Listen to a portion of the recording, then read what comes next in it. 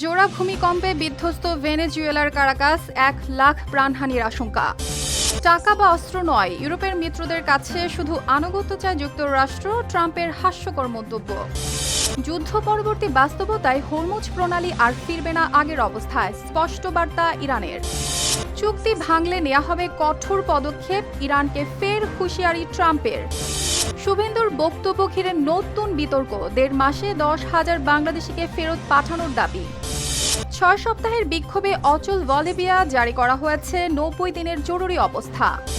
প্রশ্নপত্র ফাঁসের প্রতিবাদে উত্তাল ভারত, শিক্ষামন্ত্রী পদত্যাগ না করলে রাজপথেই থাকবেন সিজেপির সমর্থকেরা। দলের চাপের মুখে যুক্তরাজ্যের লেবার পার্টির নেতা, চোখের পানিতে পদ ছাড়লেন কিয়ার স্টারমার। নেতানিয়াহুর হাতে গোপন চাল, যে কোনো সময় ভেস্তে যেতে পারে যুক্তরাষ্ট্র ইরান সমঝোতা। বদলে যাচ্ছে রুশ ইউক্রেন যুদ্ধের কৌশল, এবার এআই ড্রোন দিয়ে রাশিয়ার সামরিক রসদে হামলা।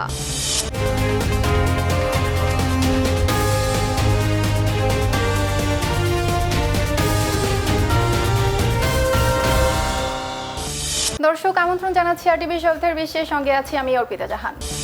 ভেনেজুয়েলার রাজধানী কারাকাসে মাত্র 40 সেকেন্ডের ব্যবধানে আঘাত এনেছে 7.2 ও 7.5 মাত্রার দুটি শক্তিশালী ভূমিকম্প। মুহূর্তেই জারি করা হয় জরুরি অবস্থা, শুরু হয় ব্যাপক উদ্ধার অভিযান। প্রাথমিকভাবে কয়েকজনের মৃত্যুর খবর মিললেও মার্কিন ভূতাত্ত্বিক জরিপ সংস্থা ইউএসজিএস আশঙ্কা করছে চূড়ান্ত প্রাণহানির সংখ্যা ছাড়িয়ে যেতে পারে 1 লাখেরও বেশি। মাত্র 40 সেকেন্ড, এতটুকু সময়েই বদলে গেল পুরো শহরের চিত্র। পরপর দুটি শক্তিশালী ভূমিকম্পে কেঁপে উঠল ভেনেজুয়েলার রাজধানী কারাকাস। এরপরে শুরু হয় উদ্ধার অভিযান, জারি করা হয় জরুরি অবস্থা, আর হতাহত ও ক্ষয়ক্ষতির প্রকৃত চিত্র জানতে এখনও চলছে অপেক্ষা। মার্কিন ভূতাত্ত্বিক জরিপ সংস্থা ইউএসজিএস জানিয়েছে এর মাত্রা ছিল 7.2। মাত্র 39 সেকেন্ড পর একই অঞ্চলে আঘাত হানে আরও একটি 7.5 মাত্রার শক্তিশালী ভূমিকম্প। এত অল্প ব্যবধানে দুটি শক্তিশালী কম্পনে আতঙ্ক ছড়িয়ে পড়ে কারাকাস সহ আশেপাশের বিস্তীর্ণ এলাকায়।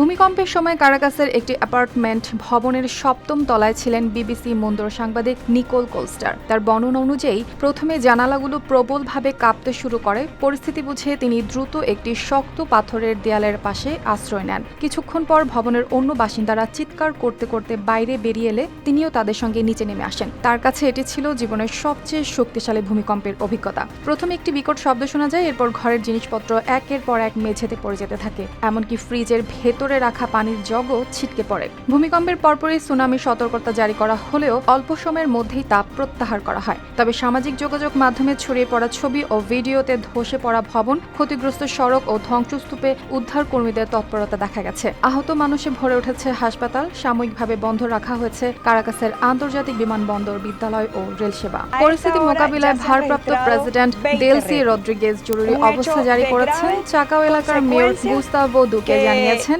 অন্তত 2টি স্থাপনা ধসে পড়েছে। প্রাথমিকভাবে 3 জন নিহত ও 16 জন আহত হওয়ার তথ্য পাওয়া গেছে। উদ্ধার কাজে দমকল, পুলিশ ও বেসামরিক উদ্ধারকারী দল কাজ করছে একসঙ্গে। তবে সবচেয়ে বড় উদ্বেগের কথা জানিয়েছে ইউএসজিএস। সংস্থাটি বলছে এত শক্তিশালী জোড়া ভূমিকম্পের কারণে প্রাণহানি ও ক্ষয়ক্ষতির পরিমাণ আরও অনেক বেশি হতে পারে। ইতিহাসও সেই আশঙ্কাকেই মনে করিয়ে দেয়, কারণ 1812 সালের ভয়াবহ ভূমিকম্পে এই কারাকাসেই প্রাণ হারিয়েছিলেন প্রায় 30,000 মানুষ।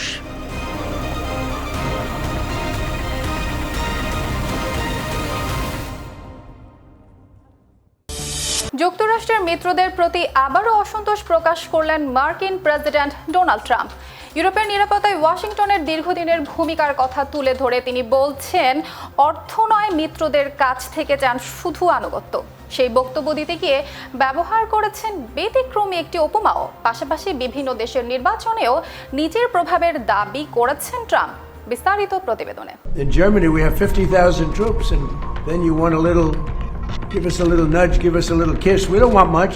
আমি শুধু মিত্রদের আনুগত্য চাই, তাদের অর্থ বা অন্য কিছু আমাদের দরকার নেই।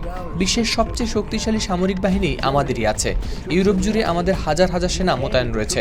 শুধু জার্মানিতেই রয়েছে প্রায় 50,000 সেনা। কিন্তু আমরা যেভাবে সবসময় তাদের পাশে দাঁড়াই, তাদেরও অন্তত সেই আনুগত্য দেখানো উচিত। এর বদলে শুধু একটু আন্তরিকতা, বলতে পারেন একটি চুমুই যথেষ্ট।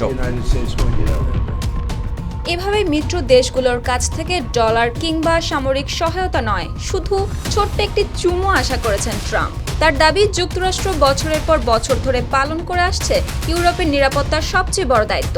শুধু জার্মানিতেই নয়, যুক্তরাজ্য সহ ইউরোপের বিভিন্ন দেশে মোতায়েন রয়েছে হাজার হাজার মার্কিন সেনা।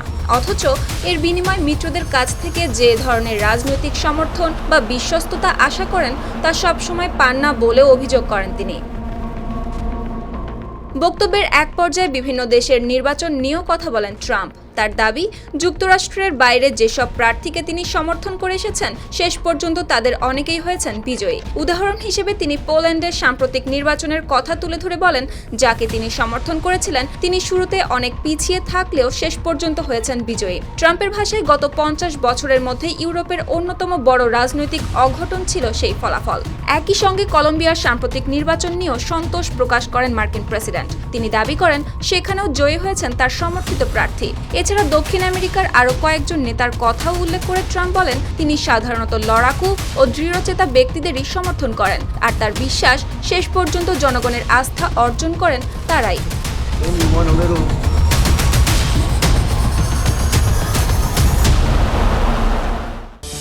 হরমুজ প্রণালী নিয়ে নতুন অবস্থান জানিয়েছে ইরান। তেহরানের দাবি, যুদ্ধ পরবর্তী বাস্তবতায় এই কৌশলগত জলপথ আর আগের অবস্থায় ফিরবে না। একই সঙ্গে যুক্তরাষ্ট্রের সঙ্গে আলোচনায় হরমুজের জাহাজ চলাচল, নিষেধাজ্ঞা শিথিল ও আঞ্চলিক নিরাপত্তা সহ কয়েকটি বিষয়ে অগ্রগতির কথাও জানিয়েছে ইরান। একসময় এটি ছিল শুধু একটি সমুদ্রপথ, কিন্তু যুদ্ধের পর সেই পথ এখন পরিণত হয়েছে ক্ষমতার প্রতীক হিসেবে। বিশ্বের জ্বালানি বাজারের অন্যতম গুরুত্বপূর্ণ জলপথ হরমুজ প্রণালী নিয়ে এবার বড় ঘোষণা দিয়েছে ইরান। তেহরানের দাবি, যুদ্ধ পরবর্তী বাস্তবতায় এই প্রণালী আর কখনোই ফিরবে না আগের অবস্থায়। এখন থেকে এর পরিচালনার দায়িত্ব থাকবে ইরানের হাতেই। ইরানের রাষ্ট্রীয় সংবাদ সংস্থা ইরনার প্রতিবেদন অনুযায়ী, যুক্তরাষ্ট্র ও ইসরায়েলের সঙ্গে সংঘাত থামানোর লক্ষ্যে সুইজারল্যান্ডে প্রথম দফার উচ্চ পর্যায়ের আলোচনায় অংশ নিয়ে দেশে ফিরে গালিভাভ বলেন, হরমুজ প্রণালী আর কখনোই যুদ্ধপূর্ব অবস্থায় ফিরবে না। আন্তর্জাতিক আইন অনুযায়ী এটি এখন থেকে ইসলামিক প্রজাতন্ত্র ইরানের মাধ্যমে পরিচালিত হবে। সংবাদ মাধ্যম এএফপির প্রতিবেদনে প্রকাশ পেয়েছে এই তথ্য। বাগের গালিভাভ আরও জানান, সুইজারল্যান্ডের আলোচনায় কয়েকটি গুরুত্বপূর্ণ বিষয়ে ইতিবাচক অগ্রগতি হয়েছে। এর মধ্যে ছিল হরমুজ প্রণালীর ভবিষ্যৎ, লেবাননের পরিস্থিতি, ইরানি তেলের উপর নিষেধাজ্ঞা শিথিল করা ও বিদেশে আটকে থাকা অর্থ ছাড়ের বিষয়। এই আলোচনার পর যুক্তরাষ্ট্র ও ইরান হরমুজ প্রণালী দিয়ে বাণিজ্যিক জাহাজের নিরাপদ চলাচল নিশ্চিত করতে একটি স্থায়ী যোগাযোগ ব্যবস্থা চালু করার সিদ্ধান্ত নিয়েছে। উদ্দেশ্য, যে কোনো ভুল বোঝাবুঝি বা আকস্মিক সংঘাত যেন আবার বড় সংকটে রূপ না নেয়। এদিকে বৈঠকের পর যুক্তরাষ্ট্রের ভাইস প্রেসিডেন্ট জেডি ভ্যান্স জানান, তেহরান তাদের দেশে জাতিসংঘের পারমাণবিক পরিদর্শকের আবার ফিরে আসার অনুমতি দেবে। এর পরপরই সাময়িকভাবে ইরানি তেলের উপর থেকে নিষেধাজ্ঞা স্থগিত করে যুক্তরাষ্ট্র। এদিকে সই করা চুক্তির অংশ হিসেবে তেহরান ওয়াশিংটনের কাছ থেকে কিছু ক্ষেত্রে নিষেধাজ্ঞা থেকে ছাড় পাবে, পাশাপাশি তাদের আটকে থাকা সম্পদ অবমুক্ত করা হবে।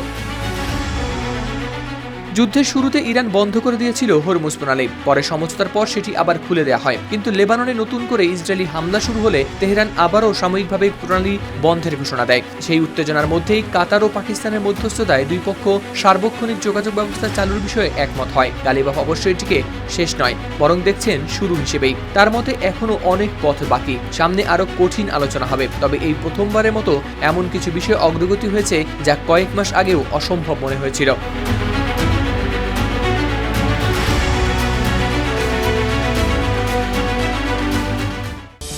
যুদ্ধবিরতি চুক্তির পরও ইরানকে নতুন করে সতর্ক করলেন মার্কিন প্রেসিডেন্ট ডোনাল্ড ট্রাম্প। চুক্তির শর্ত লঙ্ঘন করা হলে প্রয়োজনীয় সব পদক্ষেপ নেওয়ার হুঁশিয়ারি দিয়েছেন তিনি। একই সময় নিষেধাজ্ঞা শিথিল, জব্দ অর্থ ব্যবহারের শর্ত ও পারমাণবিক ইস্যুতে ওয়াশিংটন ও তেহরানের মধ্যে মত পার্থক্য সামনে এসেছে। বিস্তারিত জানাচ্ছেন হালোদা শামীম। মাত্র কয়েকদিন আগেই যুদ্ধ থামানোর লক্ষ্যে একই টেবিলে বসেছিল যুক্তরাষ্ট্র ও ইরান। 4 মাসের রক্তক্ষয়ী সংঘাতের পর তৈরি হয়েছিল শান্তির নতুন আশা। কিন্তু সেই আশার মাঝেই আবারও কঠোর ভাষায় সতর্ক করলেন মার্কিন প্রেসিডেন্ট ডোনাল্ড ট্রাম্প। তার বার্তা একেবারেই স্পষ্ট, ইরান যদি চুক্তির শর্ত না মানে তাহলে নাকি নেওয়া হবে প্রয়োজনীয় সব পদক্ষেপ। গেল সোমবার সাংবাদিকদের সঙ্গে আলাপকালে ট্রাম্প জানান, ইরান যদি সমঝোতা স্মারকের শর্ত লঙ্ঘন করে বা তাদের আচরণ গ্রহণযোগ্য না থাকে তাহলে পরিস্থিতি মোকাবিলায় যা প্রয়োজন সেটি করা হবে। সংবাদ মাধ্যম রয়টার্সের প্রতিবেদনে প্রকাশ পেয়েছে এই তথ্য।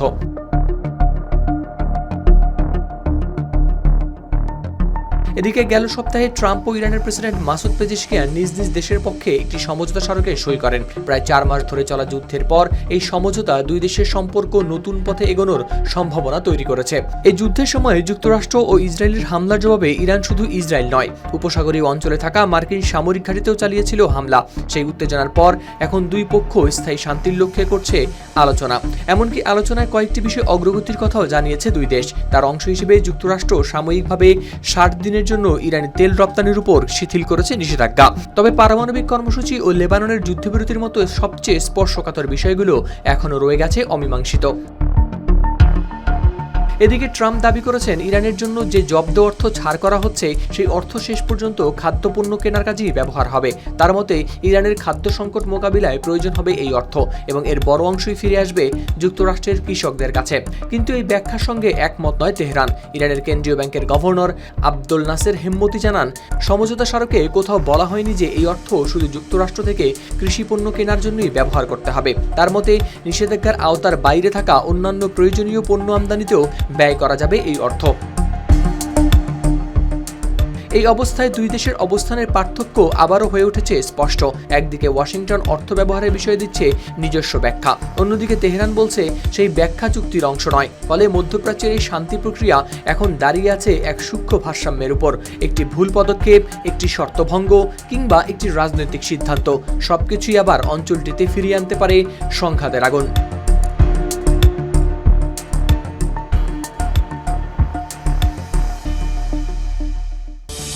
ভারতের পশ্চিমবঙ্গে বাংলাদেশিদের ফেরত পাঠানো নিয়ে নতুন করে শুরু হয়েছে বিতর্ক। বিরোধী দলীয় নেতা শুভেন্দু অধিকারী দাবি করেছেন, গেল 1.5 মাসে বাংলাদেশে পাঠানো হয়েছে 10,000 অনুপ্রবেশকারী। তবে কয়েক সপ্তাহ আগেই দেওয়া তার আরেকটি বক্তব্যের সঙ্গে এই সংখ্যার বড় ধরনের অমিল থাকায় উঠেছে নানা প্রশ্ন। একই সঙ্গে এত বড় অভিযানের পক্ষে বিস্তারিত সরকারি তথ্য প্রকাশ না হওয়া বিতর্ক আরও জোরালো হয়েছে। বিস্তারিত জানাচ্ছেন সুপ্তি রায়। আমি 10,000 বের করেছি, আরো 1800 অপেক্ষা করছে, ডেইলি ওপারে পাঠাচ্ছি। 1.5 মাসে ফেরত পাঠানো হয়েছে 10,000 বাংলাদেশিকে। ভারতের পশ্চিমবঙ্গের মুখ্যমন্ত্রী শুভেন্দু অধিকারীর এমন দাবিতে নতুন করে শুরু হয়েছে তীব্র বিতর্ক। কারণ কয়েক সপ্তাহ আগে প্রায় 4,800 জনকে সীমান্ত পার করা হয়েছে বলে জানিয়েছিলেন তিনি। এখন সেই সংখ্যা হঠাৎ দ্বিগুণেরও বেশি হয়ে গেল কিভাবে? শুধু তাই নয়, এত বড় অভিযানে কোনো বিস্তারিত সরকারি তথ্য এখনো কেন প্রকাশ্যে আসেনি? এ নিয়ে রাজনৈতিক অঙ্গন থেকে মানবাধিকার মহল সবখানেই চলছে জোর আলোচনা সমালোচনা। নিশ্চিন্ত থাকুন, আপনারা থাকবেন। আপনি যদি মনে প্রাণে ভারতীয় হন, আপনি যে ধর্ম মানুন, যে দল করুন, আপনার কিচ্ছু হবে না। মঙ্গলবার বিধানসভায় রাজ্যপালের ভাষণের ওপর আলোচনায় অংশ নিয়ে শুভেন্দু অধিকারী দাবি করেন, গেল 1.5 মাসে বাংলাদেশে ফেরত পাঠানো হয়েছে 10,000 অনুপ্রবেশকারীকে। রাজ্যের 12টি অস্থায়ী আটক কেন্দ্রে বর্তমানে রয়েছেন প্রায় 1,800 জন এবং তাদের বিরুদ্ধেও ব্যবস্থা নেওয়া হচ্ছে। তবে এই বক্তব্য প্রকাশ্যে আসার পরই শুরু হয় বিতর্ক। কারণ এর আগে সাংবাদিকদের সঙ্গে আলাপকালে তিনি প্রায় 4,800 জনকে সীমান্ত পার করানোর কথা বলেছিলেন। ফলে অল্প সময়ের ব্যবধানে সংখ্যার এই বড় পার্থক্যকে নিয়ে প্রশ্ন তুলছেন সমালোচকরা। বিরোধী দল, মানবাধিকার কর্মী ও রাজনৈতিক পর্যবেক্ষকদের একাংশ জানতে চাইছেন, এত বিপুল সংখ্যক মানুষকে কিভাবে অনুপ্রবেশকারী হিসেবে চিহ্নিত করা হলো, কোন প্রক্রিয়ায় তাদের পাঠানো হলো বাংলাদেশে এবং এই বিষয়ে কেন্দ্রীয় সরকার বা সীমান্তরক্ষী বাহিনীর আনুষ্ঠানিক তথ্য কোথায়। তাদের দাবি, 10,000 মানুষকে ফেরত পাঠানো হলে তার প্রশাসনিক নথি, সীমান্ত পারাপারের তথ্য বা সরকারি পরিসংখ্যান থাকার কথা। কিন্তু এখন পর্যন্ত সে ধরনের বিস্তারিত কোনো তথ্য কেন প্রকাশ করা হয়নি? সীমান্তরক্ষী বাহিনীর পক্ষ থেকেও আনুষ্ঠানিকভাবে এমন কোনো সংখ্যা কেন নিশ্চিত করা হয়নি?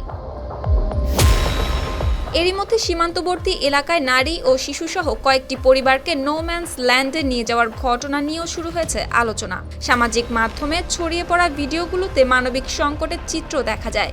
পরে তাদের মধ্যে কয়েকজনকে ফিরিয়ে এনে চিকিৎসা ও খাদ্য সহায়তা দেওয়ার খবরও প্রকাশ্যে আসে। এদিকে শুভেন্দু অধিকারীর দাবি, প্রকৃত নাগরিকদের কাছে সরকারি সুযোগ সুবিধা পৌঁছে দিতে নেওয়া হচ্ছে এমন পদক্ষেপ। তবে বিরোধী দলগুলোর অভিযোগ, অনুপ্রবেশের প্রশ্নকে সামনে রেখে চেষ্টা করা হচ্ছে বিভিন্ন সামাজিক প্রকল্পে উপকারভোগীদের সংখ্যা কমানোর। তাই মুখ্যমন্ত্রীর দাবি নিয়ে প্রশাসনের পক্ষ থেকে বিস্তারিত তথ্য প্রকাশের দাবি উঠেছে বিভিন্ন মহল থেকে। পর্যবেক্ষকদের মতে প্রকৃত পরিস্থিতি পরিষ্কার করতে হলে সরকারকে স্বচ্ছ তথ্য তুলে ধরতে হবে, তবেই এই বিতর্কের অবসান সম্ভব। আমরা এই জিনিস বরদাস্ত করব না। আপনাদের কাছে আমি প্রশ্ন করতে চাই, কেন বিএসএফ কে জমি দেননি? অর্থনৈতিক সংস্কার, জ্বালানি সংকট ও নিত্যপণ্যের মূল্য বৃদ্ধিকে কেন্দ্র করে টানা 6 সপ্তাহ ধরে বিক্ষোভে উত্তাল দক্ষিণ আমেরিকার দেশ বলিভিয়া। পরিস্থিতি নিয়ন্ত্রণে সারা দেশে 90 দিনের জরুরি অবস্থা জারি করেছে সরকার এবং মোতায়েন করা হয়েছে সেনাবাহিনী। তবে সরকারি পদক্ষেপের মধ্যেও আন্দোলন চালিয়ে যাওয়ার ঘোষণা দিয়েছেন বিক্ষোভকারীরা।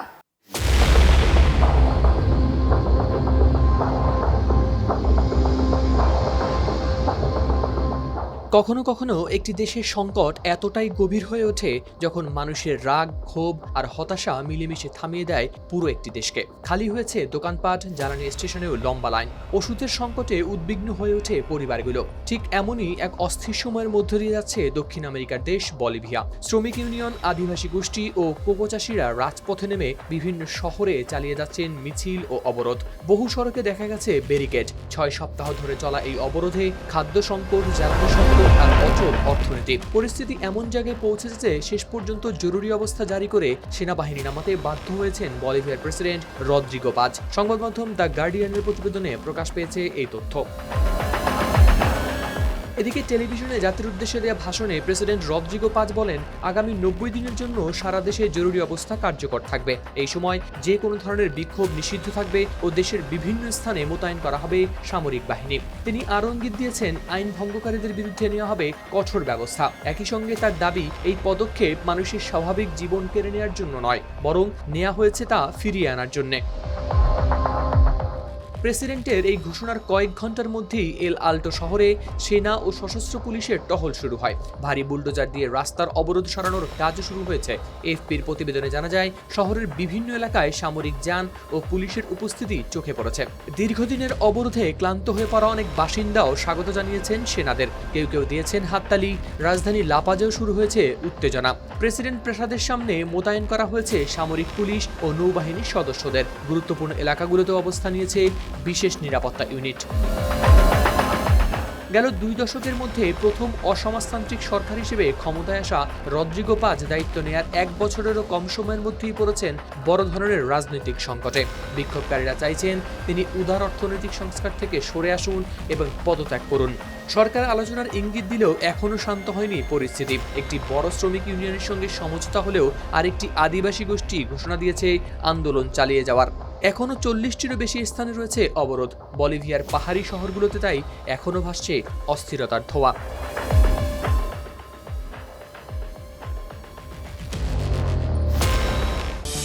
ভারতের প্রশ্নপত্র ফাঁস ও শিক্ষা ব্যবস্থার অনিয়মের প্রতিবাদে নতুন করে জোরালো হয়েছে শিক্ষার্থীদের আন্দোলন। রাজধানী নয়াদিল্লিতে টানা অবস্থান কর্মসূচি চালিয়ে যাচ্ছেন শত শত তরুণ। তাদের এক দফা দাবি, শিক্ষামন্ত্রী ধর্মেন্দ্র প্রধানের পদত্যাগ। এদিকে সামাজিক যোগাযোগ মাধ্যমে ভাইরাল হওয়া ককরোচ জনতা পার্টি এখন রাজপথের আন্দোলনে রূপ নেওয়ায় বিষয়টি নতুন মাত্রা পেয়েছে। বিস্তারিত দেখুন প্রতিবেদনে।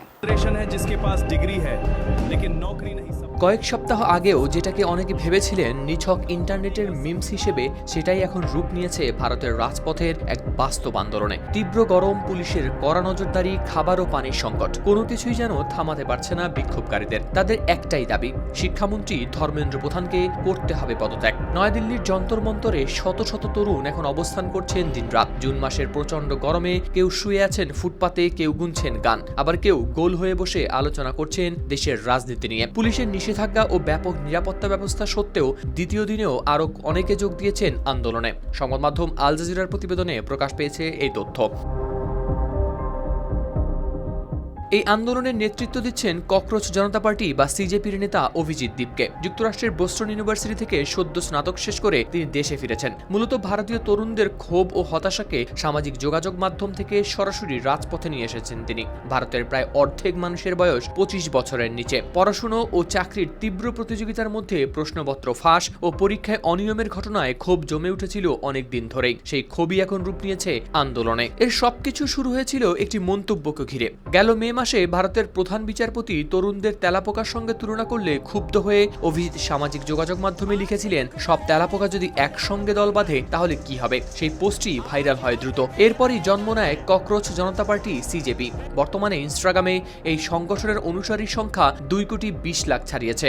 ইতিমধ্যে দিল্লির পাশাপাশি মুম্বাই, বেঙ্গালুরু ও নাগপুরেও ছড়িয়ে পড়েছে তাদের কর্মসূচি।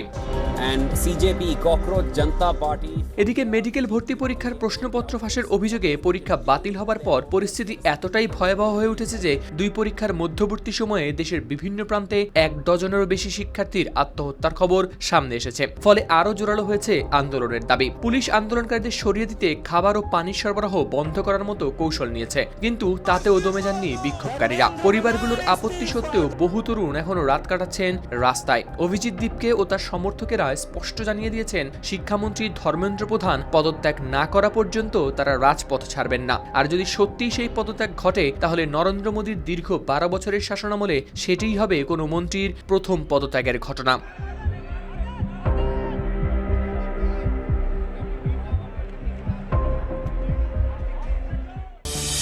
দলের ভেতরে তীব্র চাপ ও কমতে থাকা জনপ্রিয়তার মুখে লেবার পার্টির নেতৃত্ব ছেড়েছেন যুক্তরাজ্যের প্রধানমন্ত্রী কিয়ার স্টারমার। তবে নতুন নেতা নির্বাচিত না হওয়া পর্যন্ত প্রধানমন্ত্রীর দায়িত্ব পালন করবেন তিনি। স্টারমারের সরে দাঁড়ানোর মধ্য দিয়ে যুক্তরাজ্যে শুরু হচ্ছে নতুন নেতৃত্ব নির্বাচনের প্রক্রিয়াও। has been about putting the country I love first. That is why I will resign as leader of the Labour Party. মাত্র 2 বছর আগেও লেবার পার্টিকে এনে দিয়েছিলেন ঐতিহাসিক জয়। আজ সেই কিয়ার স্টারমারই চোখে পানি নিয়ে বিদায়ের ঘোষণা দিলেন। একের পর এক বিতর্ক, নীতিগত অবস্থান বদল আর কমতে থাকা জনপ্রিয়তার চাপে শেষ পর্যন্ত নিজ দল থেকেই হারিয়ে ফেললেন আস্থা। আর সে কারণেই আবেগঘন ভাষণে পদত্যাগের ঘোষণা দিলেন যুক্তরাজ্যের প্রধানমন্ত্রী। 2024 সালে লেবার পার্টিকে বড় জয় এনে ক্ষমতায় ফিরিয়েছিলেন কিয়ার স্টারমার। তবে জনপ্রিয়তা কমে যাওয়ায় দলের ভেতরেই তার নেতৃত্ব নিয়ে ওঠে প্রশ্ন। প্রতিদ্বন্দ্বী অ্যান্ডি বার্নহামের সাম্প্রতিক জয় সেই চাপ আরও বাড়িয়ে দেয়। ফলে নেতৃত্ব পরিবর্তনের দাবি জোরালো হলে পদত্যাগের সিদ্ধান্ত নেন স্টারমার। এখন শুরু হবে নতুন নেতা নির্বাচনের প্রক্রিয়া এবং সেপ্টেম্বরের মধ্যেই যুক্তরাজ্য পেতে পারে 1 দশকের মধ্যে 7ম প্রধানমন্ত্রী। সোমবার লন্ডনের 10 নম্বর ডাউনিং স্ট্রিটের সামনে দাঁড়িয়ে কিয়ার স্টারমার ঘোষণা দেন, লেবার পার্টির নেতা থেকে তিনি সরে দাঁড়াবেন। তবে এখনই ব্রিটেনের প্রধানমন্ত্রীর কার্যালয় ছাড়ছেন না। নতুন নেতা নির্বাচিত না হওয়া পর্যন্ত প্রধানমন্ত্রী হিসেবে দায়িত্ব পালন করে যাওয়ার কথাও জানান তিনি। স্টারমার বলেন, তার দল এখন যে প্রশ্নটি করছে তা হলো পরবর্তী সাধারণ নির্বাচনে নেতৃত্ব দেওয়ার জন্য তিনি কি সবচেয়ে উপযুক্ত ব্যক্তি।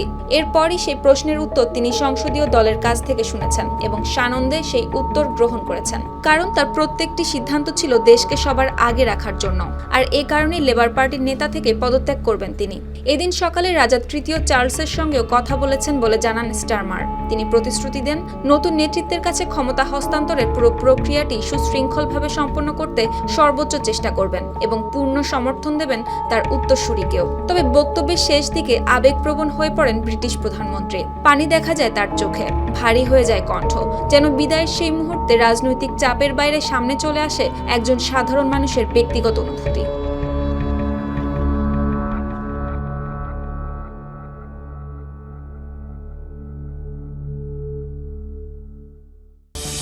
যুক্তরাষ্ট্র ইরানের মধ্যে সমঝোতা হলেও মধ্যপ্রাচ্যে স্থায়ী শান্তি নিয়ে রয়ে গেছে অনিশ্চয়তা। কারণ এই সমঝোতার বাইরে থেকেও পুরো প্রক্রিয়াকে প্রভাবিত করার অবস্থানে রয়েছে ইসরায়েল। বিশ্লেষকদের মতে লেবাননের সামরিক অভিযান অব্যাহত থাকলে নতুন করে ভেঙে পড়তে পারে ওয়াশিংটন তেহরানের শান্তি উদ্যোগ।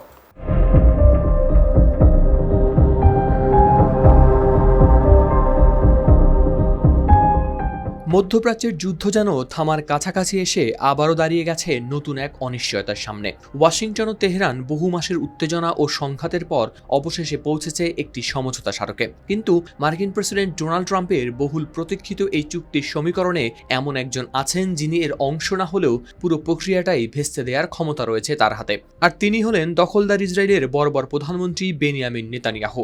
সংবাদ মাধ্যম মিডল ইস্ট মনিটরের বিশ্লেষণেও মিলেছে এই তথ্য। গেল বুধবার যুক্তরাষ্ট্র ইরানের মধ্যে হওয়া অন্তর্বর্তী চুক্তির লক্ষ্য ছিল কয়েক মাস ধরে চলা সংঘাতের অবসান ঘটানো, কিন্তু শুরু থেকেই নেতানিয়াহু স্পষ্ট করে দিয়েছেন তিনি এই সমঝোতার কোনো বাধ্যবাধকতার মধ্যে নেই। আর প্রতিরক্ষামন্ত্রী ইসরায়েল কাটজ তো আরও এক ধাপ এগিয়ে জানান লেবানন, সিরিয়া ও গাজায় ইসরায়েলি বাহিনী অনির্দিষ্টকাল পর্যন্ত অবস্থান করবে। ফলে চুক্তি কার্যকর হওয়ার আগেই এর সামনে এসে হাজির হয়েছে নতুন পরীক্ষা, আর সেই পরীক্ষার কেন্দ্রবিন্দুতে রয়েছে লেবাননের যুদ্ধ। এদিকে ইরান স্পষ্ট জানিয়ে দিয়েছে লেবাননে ইসরায়েলের সামরিক অভিযান বন্ধ না হলে কঠিন হয়ে পড়বে স্থায়ী শান্তি প্রতিষ্ঠা। এদিকে সশস্ত্র গোষ্ঠী হিজবুল্লাহও সীমান্ত এলাকায় চালিয়ে যাচ্ছে লড়াই। দক্ষিণ লেবাননের আকাশে তাই প্রতিদিনই দেখা যায় ধোঁয়া আর শোনা যায় বিস্ফোরণের শব্দ। এর মাঝে বদলাতে শুরু করেছে হোয়াইট হাউসের ভাষা। একসময় নেতানিয়াহুকে নিঃশর্ত সমর্থন দেয়া প্রেসিডেন্ট ডোনাল্ড ট্রাম্প এখন ব্যক্তিগত আলাপেও তার প্রতি বিরক্তি প্রকাশ করেছেন বলে খবর এসেছে। প্রকাশ্যেও তিনি সমালোচনা করেছেন ইসরায়েলের অতিরিক্ত সামরিক প্রতিক্রিয়ার। ভাইস প্রেসিডেন্ট জেডি ভ্যান্স আরও কঠোর ভাষায় মনে করিয়ে দিয়েছেন ইসরায়েলের ব্যবহৃত অস্ত্রের বড় অংশই মার্কিন অর্থে তৈরি, ফলে ওয়াশিংটনের ধৈর্যেরও সীমা রয়েছে। কিন্তু বর্বর নেতানিয়াহুর অবস্থান এত সহজে বদলানোর সম্ভাবনা কম, কারণ দেশের ভেতরেও তিনি রয়েছেন চরম রাজনৈতিক চাপের মুখে।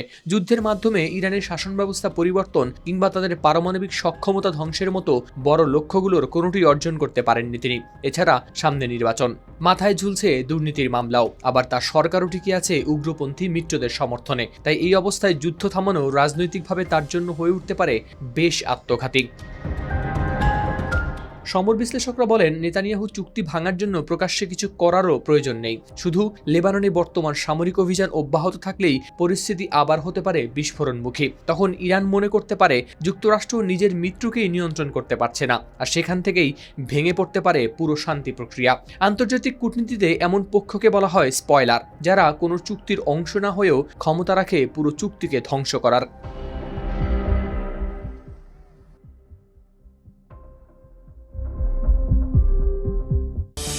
ইউক্রেন যুদ্ধে নতুন মাত্রা যোগ করেছে কৃত্রিম বুদ্ধিমত্তা বা এআই প্রযুক্তি। আন্তর্জাতিক বিভিন্ন গণমাধ্যমের বিশ্লেষণ বলছে এআই চালিত ড্রোন ব্যবহার করে রাশিয়ার সামরিক রসদ সরবরাহ ব্যবস্থাকে লক্ষ্যবস্তু করছে ইউক্রেন। বিশ্লেষকদের মতে এই কৌশল যুদ্ধক্ষেত্রে রুশ বাহিনীর লজিস্টিক সক্ষমতার উপর নতুন চাপ তৈরি করছে। বিস্তারিত প্রতিবেদনে। রুশ সেনারা শত্রু খুঁজছিলেন সামনের দিকে, কিন্তু এখন তাদের ভয় তাড়া করছে পেছনেও, কারণ আকাশে উঠছে এমন এক ড্রোন যা নিজেই লক্ষ্য চিনে সিদ্ধান্ত নিতে পারে আর মুহূর্তেই নেমে আসে ধ্বংস। সেই এআই ড্রোনই এখন একের পর এক রুশ রসদবাহী কনভয় ধ্বংস করে চেষ্টা করছে যুদ্ধের গতিপথ বদলে দেওয়ার। বিবিসি, আনাদুল এজেন্সি, ফরবিস সহ বিভিন্ন আন্তর্জাতিক গণমাধ্যমের বিশ্লেষণ বলছে এআই চালিত ড্রোন ব্যবহার করে রাশিয়াকে চাপে ফেলার চেষ্টা করছে ইউক্রেন। বিবিসি ভেরিফাইয়ের বিশ্লেষণে দেখা গেছে গেল মাসে ক্রিমিয়া ও দক্ষিণ ইউক্রেনের অধিকৃত অঞ্চলগুলোর সঙ্গে সংযোগকারী গুরুত্বপূর্ণ সড়কগুলোতে অন্তত 14টি হামলার ঘটনা ঘটেছে। বিশেষজ্ঞদের মতে ইউক্রেন এখন শুধু সামনের যুদ্ধক্ষেত্রে নয়, রাশিয়ার পুরো সরবরাহ ব্যবস্থাকেই বানিয়েছে লক্ষ্যবস্তু। নতুন এআই চালিত ড্রোন ব্যবহার করে খাদ্য, জ্বালানি ও গোলাবারুদ বহনকারী ট্রাকগুলোকে খুঁজে বের করে ধ্বংস করছে দেশটি। শুধু একটি গুরুত্বপূর্ণ রুটেই অন্তত 150টি যানবাহন ধ্বংস করার তথ্য নিশ্চিত করেছে একাধিক সংবাদ মাধ্যম। ইউক্রেনের ভাষায় এটি লজিস্টিক লকডাউন কৌশল, অর্থাৎ সরাসরি সেনাদের উপর হামলা নয়, বন্ধ করতে হবে তাদের কাছে খাদ্য, জ্বালানি ও গোলা বারুদ পৌঁছানোর পথ। ইউক্রেনের প্রতিরক্ষা মন্ত্রী মিখাইলো ফেদরভ বলেছেন এই কৌশলের লক্ষ্য হল রুশ বাহিনীর ওপর চাপ বাড়ানো এবং তাদের ধারাবাহিক আক্রমণ চালানোর সক্ষমতা দুর্বল করে দেওয়া। এই অভিযানের সবচেয়ে বড় শক্তি হচ্ছে নতুন হর্নেট এআই ড্রোন। বিশেষজ্ঞদের মতে গত 4 বছর ধরে সংগ্রহকৃত হাজার হাজার ঘন্টার রুশ সামরিক লক্ষ্যবস্তুর ভিডিও দিয়ে প্রশিক্ষণ দেওয়া হয়েছে এই ড্রোনগুলোকে, ফলে এগুলো নিজেই সম্ভাব্য লক্ষ্য শনাক্ত করতে পারে। এমনকি স্টারলিংক স্যাটেলাইট নেটওয়ার্ক ব্যবহার করায় রুশ বাহিনীর ইলেকট্রনিক জ্যামিংও তাদের থামাতে পারছে না সহজে। বিশ্লেষকদের দাবি এই প্রযুক্তির কারণে এখন সম্মুখ সমর থেকে 100 কিলোমিটারেরও বেশি দূরে থাকা রুশ রসদবাহী যানবাহনও নিরাপদ নয়, আর তাতেই রাশিয়া বাধ্য হয়েছে কিছু এলাকায় কনভয়ের আকার ছোট করতে। দক্ষিণ ইউক্রেনে ভারী সামরিক যানবাহন চলাচলও সীমিত করা হয়। কোথাও কোথাও ড্রোনের নজরে এড়াতে কাঁচা রাস্তা ও মাঠ ব্যবহার করছে রুশ বাহিনী। এতে যুদ্ধ বিশ্লেষকরা মনে করছেন দীর্ঘদিনের অচলাবস্থার পর ইউক্রেনের জন্য এটি হতে পারে গুরুত্বপূর্ণ সুযোগ। তবে বিশেষজ্ঞরা সতর্ক করে বলছেন এই সুবিধা স্থায়ী নাও হতে পারে, কারণ যুদ্ধক্ষেত্রে প্রযুক্তির লড়াই কখনো থেমে থাকে না। ইউক্রেন যেমন নতুন কৌশল নিয়ে এগোচ্ছে, তেমনি রাশিয়াও যে কোনো মুহূর্তে এর পাল্টা চাল দিতে পারে। কিন্তু আপাতত আকাশে উড়তে থাকা এই বুদ্ধিমান ড্রোনগুলো যেন রাশিয়ার জন্য নতুন দুঃস্বপ্ন হয়ে উঠেছে।